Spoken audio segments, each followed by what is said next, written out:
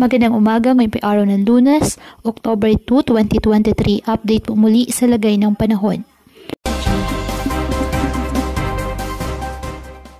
Ayon sa Pag-asa, lalo pang lumakas ang bagyong Jenny at isa na po itong ganap na typhoon category. Patuloy pa rin po na nagpapaulan sa iba't ibang bahagi ng ating bansa ang trough ng bagyong si Jenny, kasabay po ng pinalakas nitong habagat. At inaasahang pinakamalapit sa extreme northern Luzon, lalo na po sa Batanes, sa araw po ng Miyerkules o Huwebes.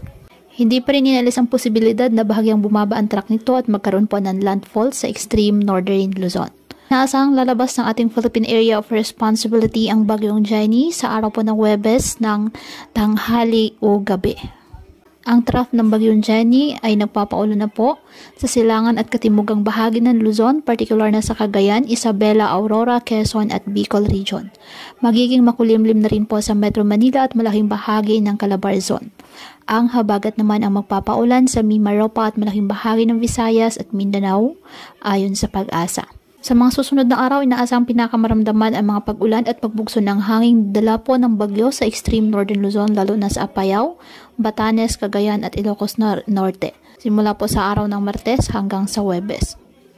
Kaya pinapayuhan ng ating mga kababayan na maging maingat po sa mga posibilidad ng pagbaha at pagguho ng lupa, lalo na po kapag may malalakas na ulan, at ugaliin na magdala palagi ng payong o kahit anong panangga sa ulan o kahit naman sa init ng araw kapag lalabas po ng ating mga tahanan.